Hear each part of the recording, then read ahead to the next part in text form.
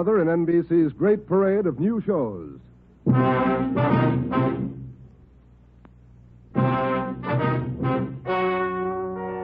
and gentlemen, the story you are about to hear is true. Only the names have been changed to protect the innocent. NBC brings you Dragnet.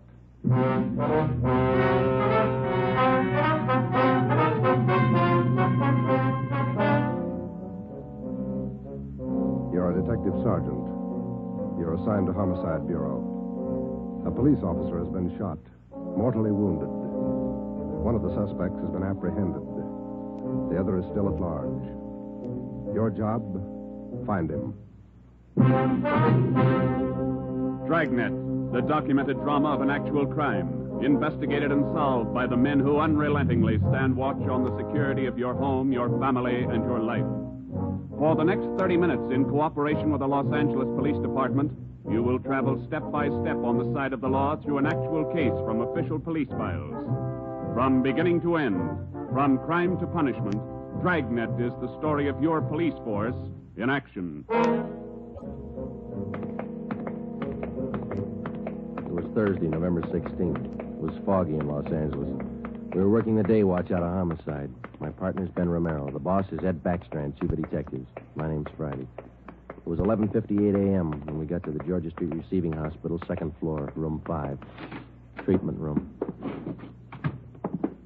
All right, he made good time. How's Bemis, Doc? Got in the lungs, Ben, 3 times. He's going fast. His wife with him? They're bringing him down now. Can we talk to him? Make it fast. Come on, Joe. This way. Easy.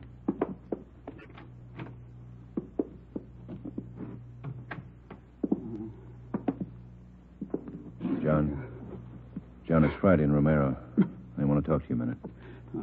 Doc, it burns. My chest. Burning up. Nurse? Yes, Doctor? The hypodermic. Yes, Doctor. Easy. All right, fellas. Don't take too long. John, it's Joe Friday. Can you tell us how it happened? Joe. How'd it happen, boy? Can you tell me? Can't figure it, Joe. Why'd he do it? We gotta find out. Now, how'd it happen? I don't know. I was directing traffic. East Broadway and First Street. Gray coupe. Pulled up for the stop. Gray coupe. How many men in the car? How many, John? 2. Gray coupe. Pulled up for the stop. In the pedestrian lane. Went over. Gonna ask him to back up. Back up out of lane. Just gonna ask him. Yeah, John, and then what? Driver. Dark hair. Eyes. Dark. Went over. Gonna ask him. Back up. Pointed a gun. No reason. Pointed a gun at me. All right, easy, John. Take it easy. No reason, Joe. No reason he fired. Hurry it up, Joe. Yeah. No. What about the other man in the car? Did you see him? Can you describe him? Joe, did you get him? Gray coupe. Driver. Guy with him. We've got the driver, John. He's upstairs. The other one got away. We gotta find him. You gotta help us. My wife. Somebody send for Dora. She's on her way. She'll be here in a minute. Now, can you tell us, the other man in the car, what did he look like? Gray coupe. What did he look like? Don't press him, Joe.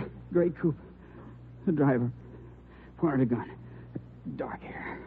Yeah, I know. The other man, John. We got the driver. What did the other man look like? Send for Dora. Come on, Ben. Thanks, Doc. Okay, Joe. Going fast. Yeah. John got any kids? 2. Always pick a family man. This thing's got a phony ring to it, Ben. You don't just pull a gun and shoot a man. Not if you're sane, you don't. Here's the stairs. The guy we got is as sane as they come. And how do we explain it? All I know is that hood shot John Bemis, and I want to know why. Might be a lead in that car he was driving. Maybe. Come on, here we are. Phone message for you, Friday. Came in a few moments ago. Thanks, Davis. From R&I. They got a make? Take a look. No make or warrants on James Vickers, Gray. Let's talk to him. Come on. Yeah.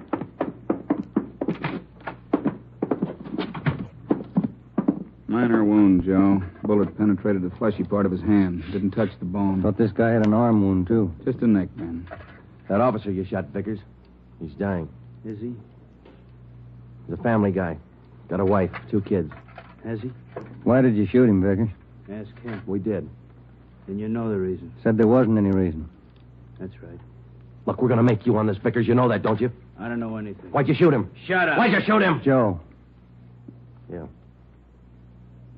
Davis? Yeah? Stay with him. Right. Doc, get us an MT slip on this guy, will you? We'll be back in a minute. Come on, man. All right, Joe. I'll have it ready.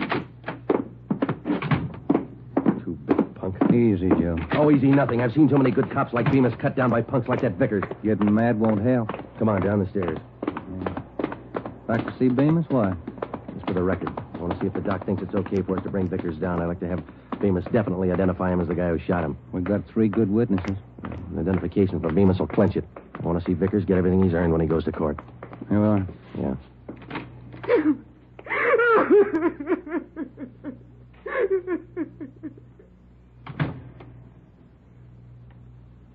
He went fast, Joe. Yeah. That his wife? Yeah. She make it in time? No? Did he say anything that'd help? No, it might. He said a prayer.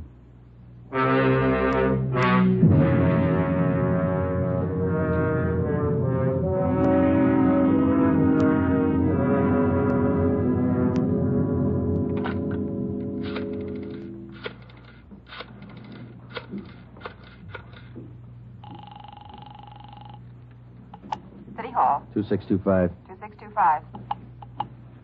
Auto records, Crowley. Joe Friday, Vince. What about a make on that car used in the Bemis shooting this morning? Yeah, Joe, been trying to get a hold of you. Where are you now? Georgia Street, 2nd floor. What about the make? Car was reported stolen yesterday afternoon. Registered to Harold Simpers, 716 Everett Street. Report said the car was taken from a parking lot at Grand and Wabash. Okay, Vince, thanks. What about the guns they found in the car? Lee Jones still has them over at the crime lab. He's running them through. No word yet? No. You make out the impound report on the car, Joe? Yeah, recovery report, too. They're still dusting for prints. MT slip ready, Doc? Yeah, right here, Ben. Medical card, history, MT slip. You ready, Vickers? Yeah. All right, put out your wrists. Put the cuffs on him, Ben. Watch his hands. You saving me for the hot lights? All right, let's go. I'm not going to jail. You're in jail now. Looks like a hospital. Bars on the windows, aren't All right, come on. Give me a smoke. Here. Okay. Light. What do I get if I open up? No deal. My talk, make it attractive. Who was the other guy in the car? Hitchhiker. I always give rides. Then why'd he run when we chased you? Maybe he was scared. You're part of a gang. Maybe. Who was the other guy? What's it worth? Oh, come on, Vickers. You're wasting our time. Where are we going? All right. My hand hurts. I want to call my own doctor. You hear me? Yeah. That cop pulled his gun first. I can prove it. Yeah, down the stairs. Easy, huh? Where are we going? I said, where are we going? All right, what's it worth if I talk? I could tell you all about it. Let's make a deal. You'll tell us anyhow. Think so? All right, you out the door. Wait a minute, huh? Cigarettes out. All right, Ben, light it. Yeah. Nice of you guys. Thanks. Get up, Ben. Vickers, stop! He's crossing the street. Fire over his head. Watch the crowd. Vickers! Joe, he's running for that car. All right, let's hold it, Vickers. All right, stop it, Ben. He's stopped. Come on, Joe. All right, come on, get back, please. Let us through here. Let us through. Shall I call a doctor, Joe? No, he wouldn't be interested. The guy's dead. James Vickers, murder suspect, address unknown, died almost instantly at 1:13 p.m., November 16th, while attempting to escape. His body was taken to the county morgue, where it was posted. All the personal effects found on the body were listed by the coroner, and a receipt for them given to our office. At 8:35 the next morning, Ben and I met with Chief of Detectives Ed Backstrand. Those 4 guns they found in the car Vickers was driving. They're all U.S. Army property. Where were they stolen from, Skipper? I don't know. Each one of the guns is stamped U.S. Army, that's all. Well, that makes it easy. The coroner find anything on the body? Nothing to tell us why Vickers decided to kill a traffic cop. What did Bemis say before he died? He was on traffic duty yesterday morning down at East Broadway and First. At 10:35, a gray coupe pulled up for a stop sign. Vickers was driving. Bemis started over to tell him to back up out of the pedestrian zone. Vickers pulled a gun and shot him. How'd they catch Vickers? Chased him 3 miles before he piled into a lumber truck. The guy with him got away. Fine. Checked R&I. No make or warrants on Vickers. Kickback's not in on his fingerprint. All right. What's your guess, Friday? I don't have one, Ed. Vickers could have been hopped up. Doc Stanley over at Georgia Street said no. We checked him. Wait a minute. Backstrand. Yeah, hold on. For you, Friday. Gee, thanks. Friday talking. Yeah. Yeah, good. Be right over, Lee. We're in business, Ed. Crime Lab just found Vickers' address.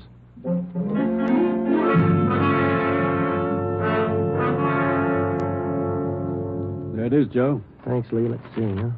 Silver Dollar Hotel.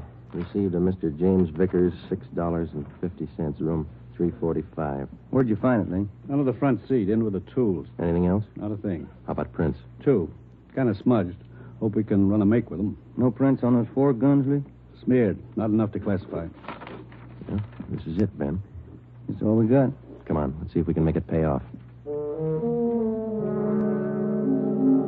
We located the Silver Dollar Hotel on East Grand between 16th Street and Pico. It was an old-type frame building with a brightly colored neon sign jutting out over the sidewalk just above the dark entrance. The manager's name was Luther Gage. We showed him a picture of James Vickers. He definitely identified him as one of his former tenants. He told us that Vickers had stayed at the hotel 1 week in room 345 and that he had checked out 2 days ago. Was Vickers staying here alone, Mr. Gay? Yes, alone. Quiet man. Did he have any visitors? Maybe. Wouldn't know. Paid his bills, spent most of his time away from the hotel. Good tenant. Did Vickers have any friends here in the hotel? Maybe. Fell in the room next to Mr. Vickers. He still lives here. 2 of them used to be kind of thick. Can we look at that room Vickers stayed in, Mr. Gage? Let's see. Yes, it's still vacant.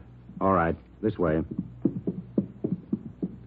This man Vickers was friendly with. What's his name, Gage? Knight. Raymond Knight. Room 343. Is he in his room now? No. Went out about 8 this morning. Here's the elevator. How well would you say Knight and Vickers knew each other? Couldn't say. Good tenants, both of them. Pay their bills. Did they go out together? Seem to know each other well? Wouldn't know. I don't pry. Look, this case involves murder, Mr. Gage. We told you that. We'd appreciate your cooperation. Cooperation don't pay the rent, Sergeant. 3rd floor. This way. Here, 345. Open it up.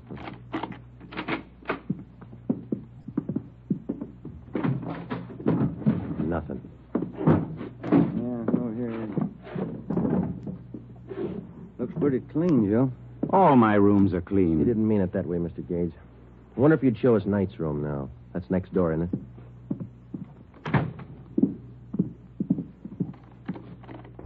I don't know about this. Poking into other people's rooms, not regular. Neither's murder. Come on, let's go. Does Mr. Knight have this room to himself? Sure ask questions, don't you?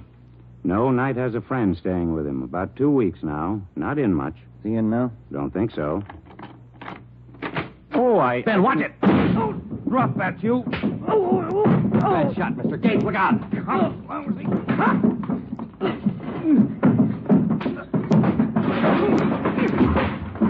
Come on, get up.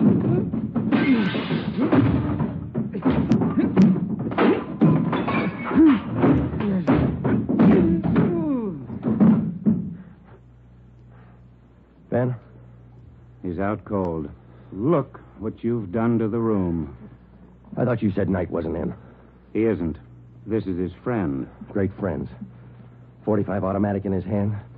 38 snub nose in the bureau. Another 45. Look in his bag. I don't pry. He pays his bills. Good tenant. Yeah. Can I get outside on this phone? Yes. All outside calls are 10 cents. Yeah. Here. Have to keep the books straight. Sure you do. Who's going to pay for the damage? Ask Mr. Knight's friend here. Well, say... Why worry? He pays his bills. Good tenant. I called Ed Backstrand, and he sent out a special detail to stake out the hotel and bring in Raymond Knight if and when he returned. Ben and I drove to the Georgia Street Receiving Hospital where Doc Stanley patched up the cut on Ben's scalp and treated Raymond Knight's friend for simple cuts and bruises. From papers found in his wallet and in the hotel room, he was identified as Frank Gannon, 9896 Wasatch Street, Kansas City, Missouri. When we got to headquarters, we had Gannon taken to the interrogation room where we questioned him briefly. He told us that he was a self-employed watch salesman, and that he was in the city on a business trip.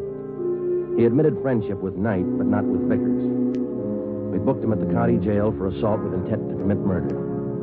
The 3 guns found in the hotel room were turned over to the crime lab. We reported back to the office. Joe, my head's pounding like mad. That Gannon's a mean one. Yeah, it's a nasty crack. I got some aspirin in my desk. Might help. You're all. Hi, boys. Rough day. I don't get much rougher, Eddie. Message for you on the desk. Well, I'm going to eat. Starving. Right, Tracy. What is it, Joe? Jones got a make on those prints he lifted off the car. Let's see. Yeah, something else in there on James Vickers. Wanted 10-14-43, desertion, U.S. Army. That could account for those stolen Army guns. Yeah. What about the make on those prints Lee found? Let's take a look. Vance Taylor's. Good solid record. 4 burglaries, 2 armed robberies, 2 assaults. Wait a minute. Here's the mama sheet. Born so-and-so, age 36, height. Alias John Fields, Harold Grant, Tom Bissell, Joe... Hey. Yeah, alias Raymond Knight.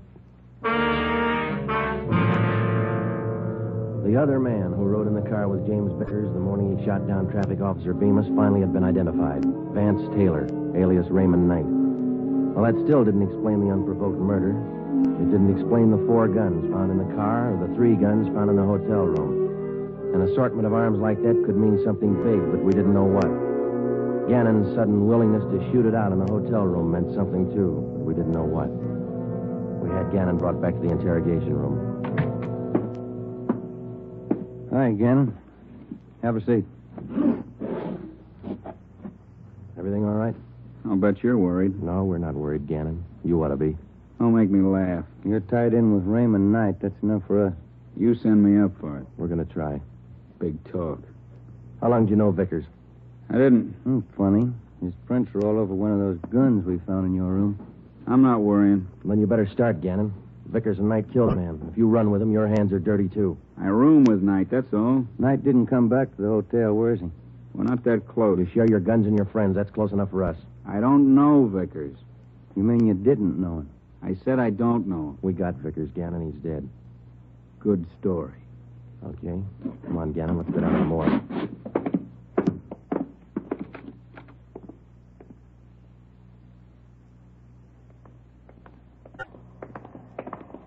Down this way, Joe. Cold today, isn't it? Yeah, it's damp. Bad sinus weather. No. What is all this?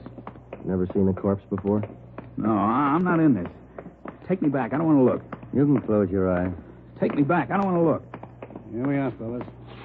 Slam 45. This way, Gannon. I get sick. I don't want to look. Throw back the sheet, Fred. Take a good No. look, Gannon. No, he's Knight's friend. I'm not in it. Who is in it? I don't know. Take me out. I'm sick. All right, Fred. Thanks. Okay, boys.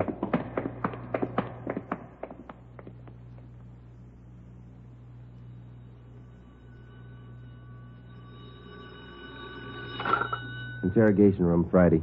Joe, on stakeout at the Silver Dollar Hotel. No sign of Raymond Knight. Keep you posted. Okay, Dave. Thanks. How long does this go on? I can call a lawyer, you know. And you better call one right away, Gannon. They just picked up Knight at the hotel. He's incriminated you.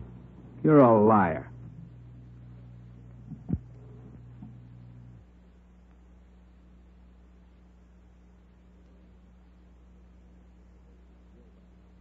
Sure.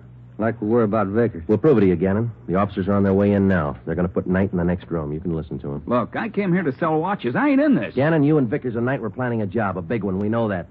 If you want to wait till you get on the witness stand to tell your story, it's all right with us. Well, didn't take too long to break this one. Smoke, Joe? Yeah. Thanks. Gannon? Smoke? What are you going to do? Nothing.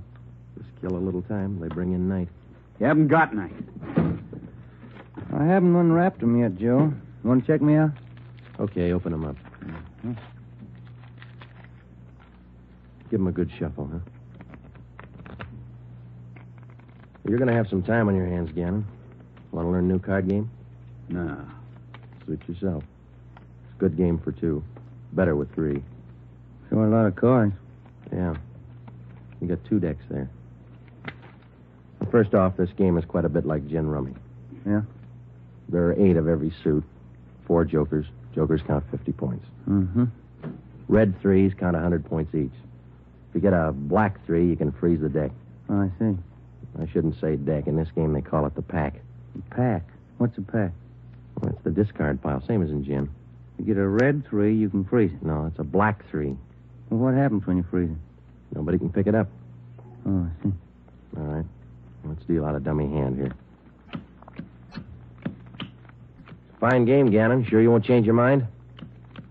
You don't want to play, Joe.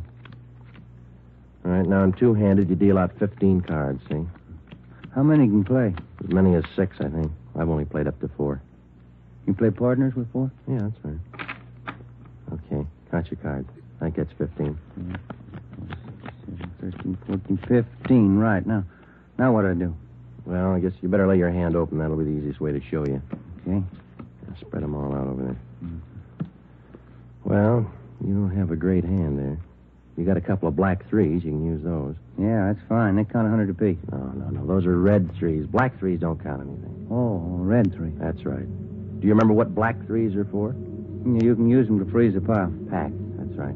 The pack. Well, you know what I mean. All right, now, look. You see, I got a joker here. Jokers are wild. Do you remember how much they count? They're wild. 100 points. No, red 3s are worth 100. Jokers count 50. You don't explain it very good. I don't understand. Well, how simple can it be? Gannon's not even playing. You get it, don't you, Gannon? Okay, red 3s count 100. Jokers count 50. Black 3s, you can freeze the pack. Yeah, good. Now hold on to that, will you? Now, black 3s freeze the pack, but that's not the only card that can do it. No? No. Deuces can do the same thing. Well, you see, the only difference is if you use a deuce, which is also wild, you have to have a natural pair in order to pick up the pack. Now, with a black 3, it's only good until... I knew it wouldn't work. It was sour right from the start. Vickers killed the cop. Ben, I'm not call in the stenographer. it. I'm Right, copping Joe. out. I'm taking no raps. Johnny, the stenographer? Right, Ben. All right, Gannon. Too late. You haven't got time. 20 after 1, they're going to do it. Do what? Payroll. Brazier Company. Messenger leaves at 1:20. He's got the payroll. 30 grand. They're going to get him. Where does the messenger leave? 1:20. You're too late. I'm not in it. Where does he leave? 1:20 leaves the bank, I think. No, maybe the company. Where's the company? 3rd and Spring. They're going to get him. Where's the bank the messenger goes to? Up the block, 2nd National, 3rd and Hill. Where are they going to get the messenger? By the alley, Clay Street. I'm not in it. Ben, check it. Get out of communications. Have him put out a call to block off the area. Give him the details. All right. Johnny. Yeah, Joe. Stay with this guy. Okay. Davis. Let's go. Brazier Manufacturing. Olympia.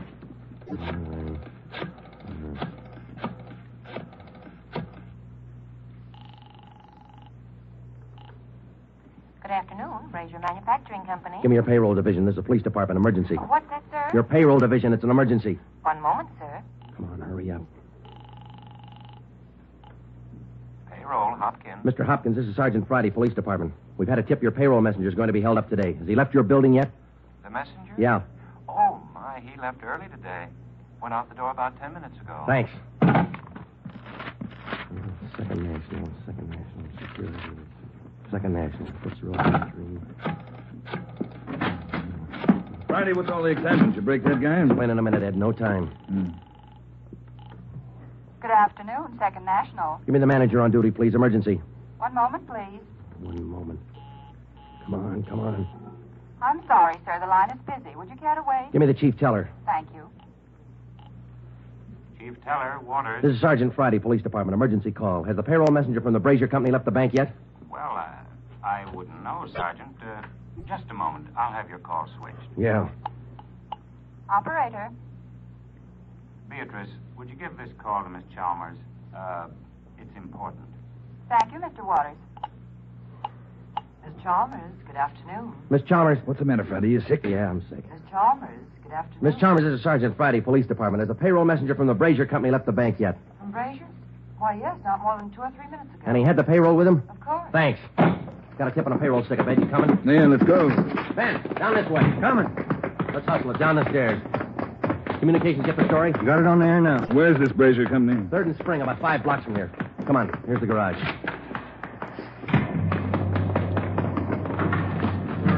All right, come on, hit it. Let's make time.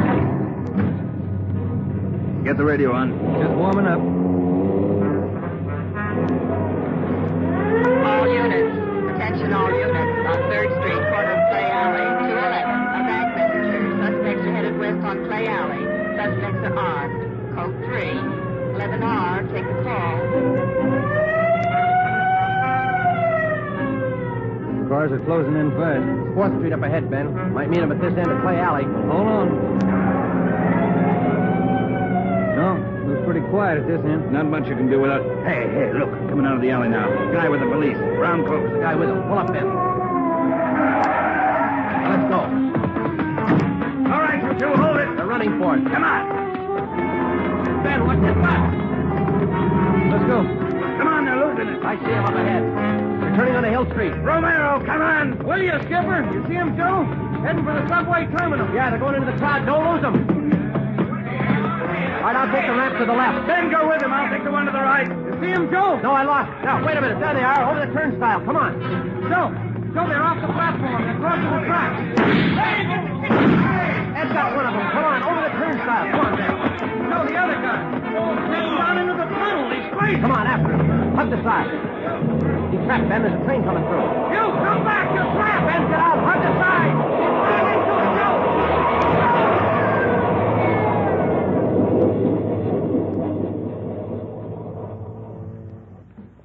You all right, Joe? Yeah.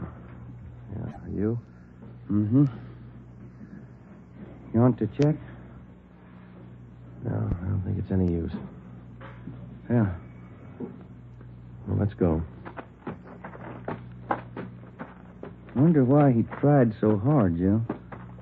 I don't know, Ben. Some people are like that. You can blow the whistle all you want. You never know when to stop.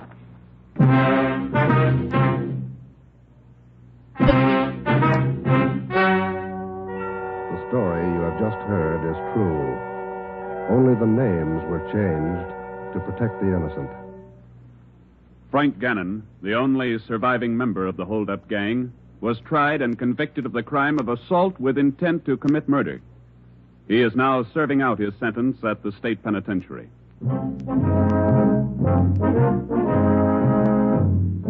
You have just heard the 16th in a new series of authentic cases from official files. Technical advice for Dragnet comes from the office of Acting Chief of Police W.A. Wharton, Los Angeles Police Department. Tonight's program is dedicated to Private Richard H. Taylor of the Washington, D.C. Police Department, who on the evening of December 13th, 1946, gave his life so that yours might be more secure.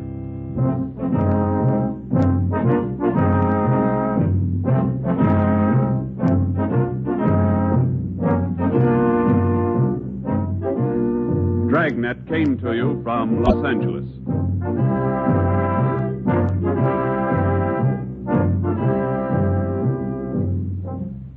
Phil Harris likes a great deal about the South. We like a great deal about Phil Harris. For instance, we like his beautiful blonde wife, Alice Faye. In fact, we like the Phil Harris-Alice Faye show, and it just happens that it returns to the NBC air tomorrow. Why don't you take our advice and listen to one of the funniest shows around anywhere? That's the Phil Harris-Alice Faye show tomorrow on most of these same NBC stations.